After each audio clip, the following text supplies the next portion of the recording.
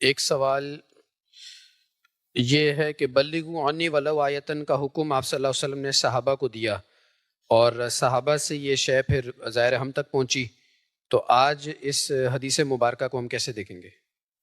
بالکل ایسی دیکھیں گے کہ جو دین کی بات مجھ تک پہنچتی ہے میں اس کو اپنے دائرہ اختیار کے اندر پہنچانے کی کوشش کروں گا۔ پورا قرآن مجھے یہ کہتا ہے کہ نیکی خیر کی دعوت، جس کو ہم ایمان کہتے ہیں، اس کے کچھ ظاہری تقاضے ہیں، اس کے کچھ باطنی تقاضے ہیں۔ مثلا ایمان تو ہے اللہ پر ایمان، اور اس کے بعد فرشتوں پر ایمان، اور کتابوں پر ایمان، پیغمبروں پر ایمان، روز جزا پر ایمان۔ یہ ایمان کا باطن ہے۔ ایمان کا ظاہر ہے کہ آپ توحید کا اقرار کریں، نماز روزہ زکوٰۃ حج سب کچھ کریں، لیکن جب آپ ایمان کو اپناتے ہیں تو اس کے کچھ مظاہر ہیں۔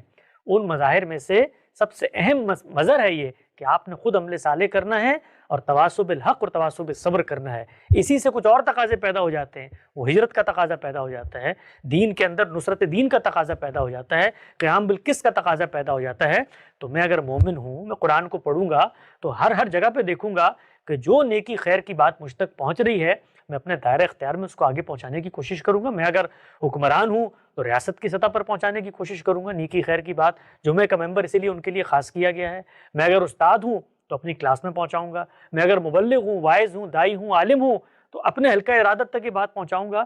جہاں جہاں پہنچ سکتی ہے ہر شخص پہنچائے گا، لیکن اپنے دائرہ اختیار میں۔ ایک ریڑھی والا پابند نہیں ہے کہ وہ ٹیکسس کی گلیوں میں آ کر اس کو اگر کوئی آیت ملی ہے تو کائنات کے گوشے گوشے تک پہنچا دے۔ دین کی پوری ہدایت آپ کے دائرہ اختیار میں ہے، اور دین نے یہ بتا دیا ہے کہ دین کے معاملے میں کوئی بھی چیز تمہاری استطاعت سے زیادہ تم پر نہیں ڈالی گئی۔ بالعموم ہمارے یہاں جو روایت پیش کی جاتی ہے اس باب میں کہ جی آپ نے مثال کے طور پہ کوئی حکم دیکھ لیا آپ کے نزدیک خلاف شریعت ہے، تو اب آپ نے مثال کے طور پہ سب سے پہلے اس کو ہاتھ سے روکنا ہے، پھر زبان سے روکنا ہے، پھر دل سے برا جاننا ہے، اور ایمان کا ادنا ترین تقاضا ہے۔ اس روایت کو بھی بالکل غلط سمجھا جاتا ہے۔ ہمارے نقطہ نظر سے اگر آپ اس کو جانیں گے تو اس سے مراد بھی یہ ہے کہ دائرہ اختیار کے اندر وہ بتائے ان لم یستطع، سمجھ میں نہیں آتی روایت کی کیا مطلب ہے کہ بھائی اگر استطاعت نہیں رکھتے، کیا مطلب اگر میں استطاعت نہیں رکھتا ہاتھ سے روکنے کی تو پھر میرا ایمان کا ادنا درجہ کیسے ہو گیا؟ میں تو استطاعت نہیں رکھتا تھا۔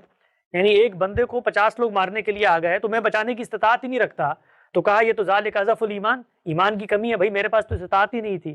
نہیں، میرا دائرہ اختیار تھا، میں کر سکتا تھا، پھر بھی نہیں کیا، تو اب یہ میرے ایمان کی کمزوری ہے۔ تو خدا کی ہر ہدایت کو جس تک پہنچتی ہے آگے پہنچائے گا دائرہ اختیار کے اندر۔